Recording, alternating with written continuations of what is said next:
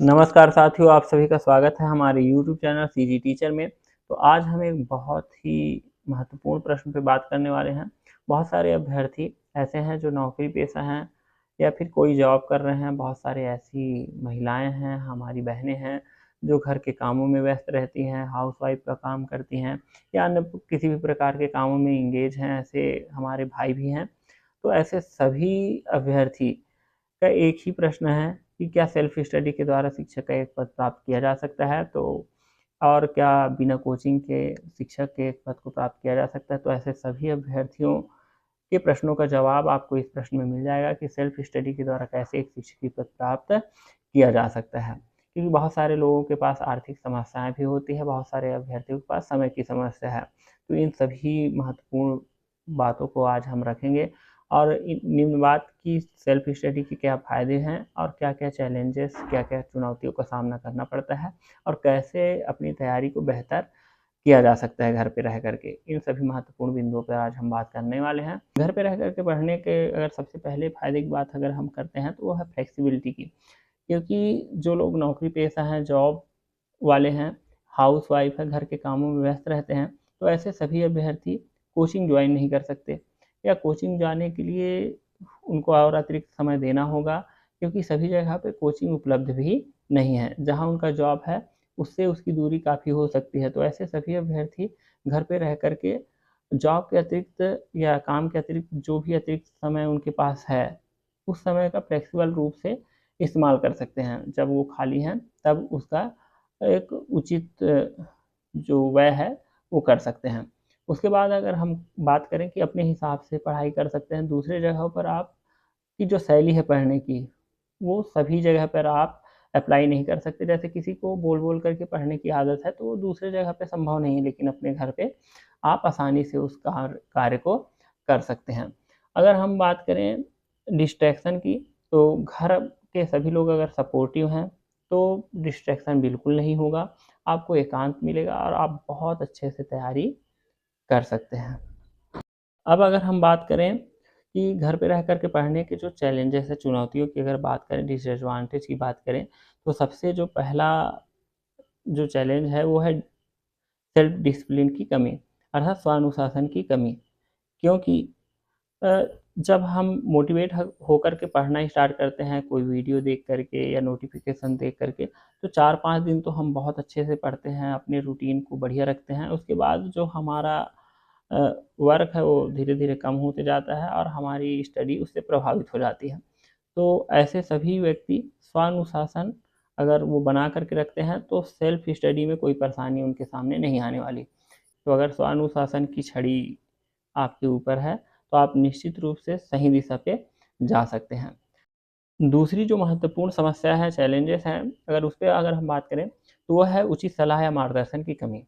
यही एक कमी थोड़ी भारी पड़ती है सेल्फ स्टडी में, क्योंकि अगर इतनी मोटी पुस्तक है, तो क्या पढ़ना है, कितना पढ़ना है, कितने काम की चीज़ें हैं। अगर कोई उचित सलाह देने वाला अनुभवी व्यक्ति आपके पास हो, तो आपको कोई समस्या नहीं होने वाली। लेकिन सभी के आस-पास ऐसे लोग हों, ऐसा भी संभव नहीं है। तो अगर आपको कोई दिक्कत होती है, तो हमारा जो व्हाट्सएप ग्रुप है, आप उसको जॉइन कर सकते हैं। डिस्क्रिप्शन में उसका लिंक आपको मिल जाएगा और आप अपनी समस्या उस पे शेयर कर सकते हैं। उसका निश्चित रूप से उचित समाधान दिया जाएगा और बहुत ज़रूरी हो तो आप कॉल भी कर सकते हैं और निश्चित रूप से आपको आपकी समस्या का समाधान वहाँ प्राप्त होगा ही होगा।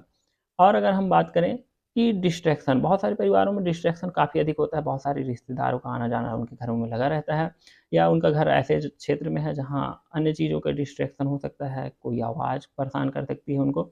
और कुछ के तो दोस्त ऐसे होते हैं, ऐसे दोस्त जिनको ये समझना चाहिए कि आपका पढ़ने का वक़्त है, आपके करियर का सवाल है, तो आप से वो दूरी बना कर के रखें, आपको थोड़ा ज़्यादा वक़्त दें पढ़ने के लिए।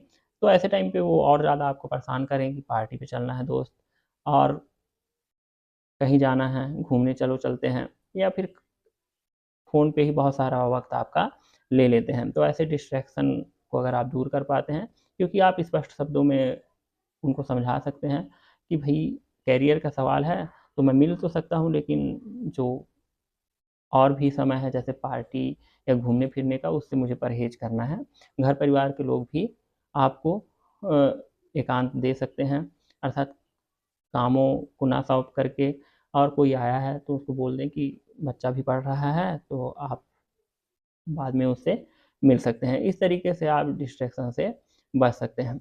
अब अगर हम बात करें अपन घर पे रह कर के उचित तैयारी किस तरीके से की जाए, तो सबसे पहले तो आप अपने लिए एक एकांत वाला कमरा, कमरा नहीं है तो एक कोना आप ले सकते हैं अपने लिए, और उसे व्यवस्थित कर लीजिए। एक टेबल कुर्सी ले लीजिए। अगर एक अलग कमरा नहीं है तो जो भी घर में एकांत कोना हो उसको ले लीजिए, और जिस टाइम पे आप पढ़ते हैं उस टाइम पे आप अपने परिवार के सदस्यों को ये बोल सकते हैं कि इस टाइम पे टीवी या फिर मोबाइल, आईपीएल ऐसी चीज़ों को बंद रखें, क्योंकि वो आपके भविष्य का सवाल है और आपको पढ़ने के लिए एकांत की आवश्यकता होगी। उसके बाद क्रम से सिलेबस अनुसार बुकों को रख लीजिए, और जिस विषय को पढ़ना है बस उसी विषय के बुक्स और नोट्स आप अपनी टेबल पे रखिए और उसी विषय को पढ़िए। ये नहीं कि 15 मिनट हमने ये विषय पढ़ा, फिर इस विषय से बोर हुए दूसरा विषय उठा कर लिया, आधा घंटा उसको पढ़ा, फिर 15 मिनट कुछ दूसरा पढ़ रहे हैं। तो इस तरीके से अपने पढ़ाई को अव्यवस्थित मत करें। जिस पीरियड जिस सब्जेक्ट का टाइम हो उसी सब्जेक्ट को टाइम दीजिए, और सभी सब्जेक्ट के लिए टाइम टेबल बना लीजिए, सभी को उचित समय दीजिए, क्योंकि सभी इम्पोर्टेंट रखते हैं आपकी नौकरी के लिए। एक-एक नंबर इम्पोर्टेंट होने वाला है, तो इसीलिए बहुत अच्छे से अपने टेबल और अपने जो भी स्टडी रूम है, आपका पढ़ने का स्थान है, उसको व्यवस्थित कर लीजिए। तीसरी जो महत्वपूर्ण चीज़ है, वो है टेस्ट सीरीज़ की। आपने क्या पढ़ा, कितना पढ़ा, उसको आप निश्चित रूप से टेस्ट के रूप में देख सकते हैं। आपकी जो पढ़ाई है वो रिवर्स हो जाएगी, क्योंकि जब आप टेस्ट देंगे तो आपका रिवीजन भी उस टाइम पे होता रहेगा। टेस्ट सीरीज़ के जो कॉपियाँ हैं वो आपको बाज़ार में आसानी से उपलब्ध हो जाएँगे, तो टेस्ट सीरीज़ निश्चित रूप से आपको देना चाहिए हफ़्ते में 1 बार तो श्योरली दीजिए ही दीजिए। उसके बाद जो चौथा महत्वपूर्ण चीज़ है वो आपका दृढ़ विश्वास, दृढ़ निश्चय और अपने निर्णय पे टिके रहने की आपकी एबिलिटी है, क्योंकि आप दृढ़ विश्वास ही है जो आपको ऊर्जा देगा और आपको तब तक जगाए रखेगा कि जब तक आप अपने लक्ष्य को प्राप्त नहीं कर पाएँ। तो अगर आपको ये वीडियो अच्छी लगी हो तो हमारे चैनल को सब्सक्राइब कर लीजिएगा और लोगों तक ये वीडियो को शेयर कीजिएगा, और इसी प्रकार की न्यूज़ या इन्फॉर्मेशन प्राप्त करने के लिए हमारे चैनल को पे बने रहिएगा। धन्यवाद।